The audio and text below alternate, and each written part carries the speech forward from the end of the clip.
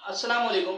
Physics की definition में exam में आती है काइनेमेटिक्स और डायनेमिक्स। तो काइनेमेटिक्स और डायनेमिक्स ना बहुत ही इनकी डेफिनेशन थोड़ी सी इंटरेस्टिंग है। अगर हम अपनी बुक के मुताबिक देखें तो काइनेमेटिक्स क्या है? काइनेमेटिक्स फिजिक्स में साइंस की वो ब्रांच है, मतलब कि ये तो मैकेनिक्स का हिस्सा है। जो काइनेमेटिक और डायनेमिक है ना, ये मैकेनिक का हिस्सा है। काइनेमेटिक की बात करें तो ये मैकेनिक की शाखा है, मतलब ब्रांच है, जो कि मोशंस में डील करते हैं। किसी भी ऑब्जेक्ट की हरकत में डील करती है, उस ऑब्जेक्ट को फोर्स ना लगी हुई हो।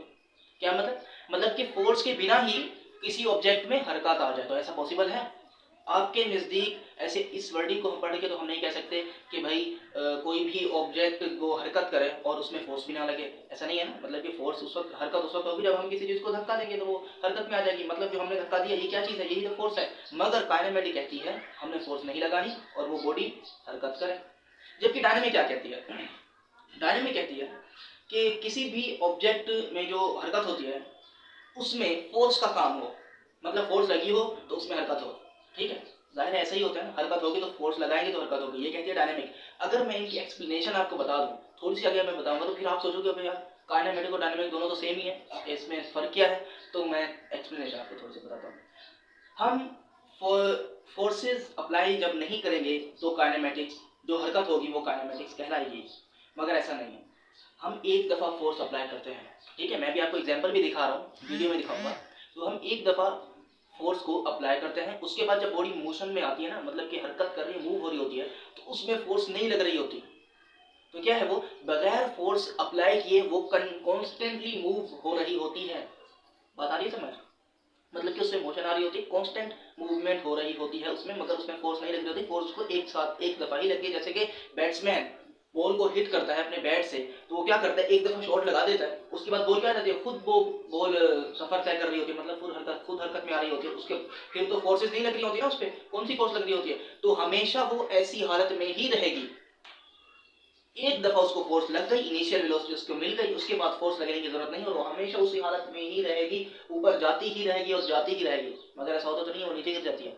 ऐसा क्यों होता है? ऐसा मैं थोड़ी देर बाद आपको बताता था क्यों होता है, वरना ऐसा होना नहीं चाहिए। किसने कहा है? मैंने नहीं कहा, ये न्यूटन ने कहा। ऐसा नहीं होना चाहिए, वो जिस तरह से है उसी तरह से उसको जाना चाहिए। अब डायनेमिक पर आ जाते हैं।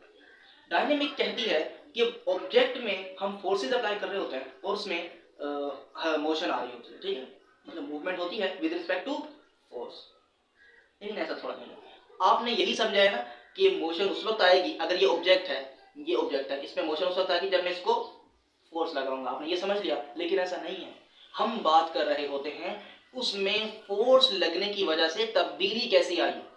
जैसे कि कोई बैट्समैन अलग शॉट खेलता है, कोई शॉट खेलता है जो ऊपर से ऊपर मारते, मतलब ऊंचाई पे जाता है, बॉल जाती है और फिर सिक्स होता है। लेकिन कोई बैट्समैन होता है जो फ्लैट में सिक्स लगाते हैं, मतलब कि ज्यादा ऊंचे नहीं होते, वो नीचे नीचे ही जाके सिक्स हो जाता है। तो ये क्या है? फोर्स लगाने का तरीका अलग है। ये फोर्स का उस पर असर है बॉल पर, कि वो कभी ऊंचाई पर जा रही है, कभी नीचे पर आ रही है। कभी फोर्स लग रही है तो कोई चीज टूट जाती है, जैसे कि बॉलर बॉल कराते हैं ऐसे कि वो इतनी फोर्स लगाता है वो बैट को लगती ही नहीं है, डायरेक्ट विकेटों पर लगती है, और विकेट भी बाजू का टूट जाती है। टूट जाती है ना, आपने कई दफा ऐसा देखा होगा। खैर क्रिकेट में हम बहुत कुछ जगह किसी और चीज पर आ जाते हैं, जैसे कि इस वॉच पर आ जाते हैं। मैं इसको खोलता हूँ, इसको मैं क्या करता हूँ, इसको मैं तोड़ता हूँ, तो मैंने जो फोर्स अप्लाई की, उस फोर्स का इस पर क्या एक्शन हुआ है? ये टूट गई है, ठीक है, लेकिन मैं इसे तोड़ूंगा नहीं। खैर ये है, ठीक है। लेकिन काइनेमेटिक्स क्या कहती है? काइनेमेटिक्स कहती है मैंने इसको एक दफा एक फोर्स से, मैंने अपने हाथ में इसको ऊपर से नीचे से ऊपर फेंका, तो ये यहाँ तक आ गई थी ना, उसके बाद ये नीचे आ गई। ये नीचे, न्यूटन ने कहा नीचे नहीं आनी चाहिए, लेकिन ये नीचे क्यों आ रही है वो मैं आपको बताता हूँ थोड़ी देर में। डायनेमिक समझ आ गई आपको? बिल्कुल समझ आ गई। तो हम क्या कर रहे होते हैं, फोर्सेस में उस पर क्या असर हो रहा है।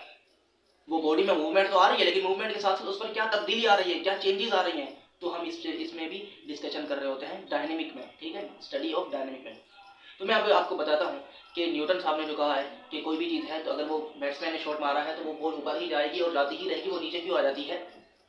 उसके first law of motion, Newton first law of motion उसके मुताबिक है, कोई भी चीज़ हमेशा अपनी हालत में रहेगी। कब तक? जब तक कोई बैरूनी ताकत उस पर अमल ना करे।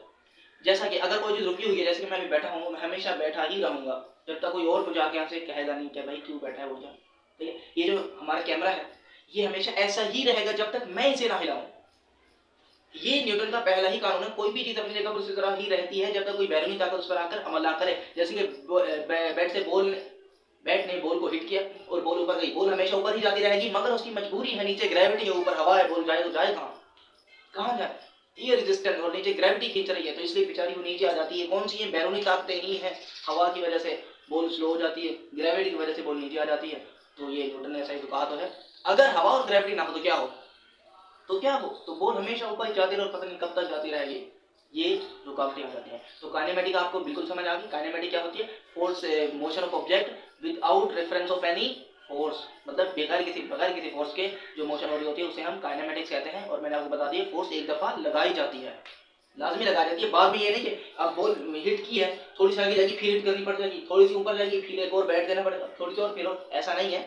मगर क्या है, एक दफा इनिशियली वेलोसिटी उसको लग जानी चाहिए, उसके बाद खुद अपना रास्ता खुद बनाएगी। और लेकिन डायनेमिक क्या करती है? डायनेमिक फोर्सेज में उसके अंदर हमेशा मौजूद होती हैं। क्यों होती है मौजूद? क्योंकि हम क्या डिस्कस कर रहे होते हैं? चेंजेस को फोकस कर रहे होते हैं कि भाई फोर्स लगाने से इसमें क्या तब्दीली आई है, तो हम इसमें डायनेमिक कहते हैं। तो मैं आपको बता देता हूँ फोर्स क्या है। क्या है फोर्स? कोई कहता है ताकत है, कोई कहता है कुव्वत है, कोई कहता है क्या है, कोई कहता है क्या है। हमारी बुक में डेफिनेशन है फोर्स एक। आप बताएं क्या है? चलिए वीडियो को आप पॉज करें और कमेंट करें कि भाई फोर्स है क्या, क्या चीज़ है ये फोर्स, कहाँ से आई है ये फोर्स, कौन है फोर्स? हाँ तो कमेंट किया आपने? नहीं किया ना? कर देते यार कमेंट, अच्छा हो जाता। चलो ठीक है। फोर्स एक ऐसा एजेंट है जो लोगों को घर ढूंढ के देता है। एजेंट ऐसा होता है ना? ऐसा नहीं। फोर्स एक एजेंट है जो किसी भी स्टेट को चेंज कर देती है। कौन सी स्टेट को? रेस्ट एंड मोशन, वही स्टेट होती है। या चीज बॉडी रेस्ट में होगी या चीज मोशन में होगी, ऐसा ही है ना। अभी वो कैमरा रेस्ट में है, यहाँ पर ये चीज रेस्ट में पड़ी है, वो बोर्ड लगा हुआ है वो भी रेस्ट में है। लेकिन फोर्स क्या करती है? इनकी पोजीशन को चेंज कर देती है। कोई चीज रेस्ट में होती है तो उसे मोशन में ले आती है, कोई चीज मोशन में होती है तो उसे रेस्ट में ले आती है। तो फोर्स क्या है? Force is an agent which change the position of object which is in rest और मोशन। बस उनकी पोजीशन को चेंज कर देती है हमारी फोर्स। उम्मीद है मैंने आपको 3 टॉपिक समझाए हैं, फोर्स, काइनेमेटिक और डायनामिक। नेक्स्ट वीडियो में इंशाल्लाह अगले टॉपिक्स को कवर करेंगे। अगर आपके टॉपिक से किसी मसला है ना, थोड़ा सा मतलब कि रट्टा तो आपने मार लिया कि रट्टा ही मारना होता है, ये हम थ्योरी याद करें रट्टा ही मार रहे होते हैं, लेकिन आपको थोड़ा सा इंटरेस्ट भी है उस टॉपिक में, लेकिन आपको थोड़ा सा मतलब डिफिकल्ट लग रहा है, तो आप मुझे कमेंट करें, मैं उसकी इंशाल्लाह वीडियो अच्छी से वीडियो आपको बना के क्लियर कर दूँगा टॉपिक। ठीक है, तो हम नेक्स्ट वीडियो में मिलेंगे, तब तक ख्याल रखिएगा।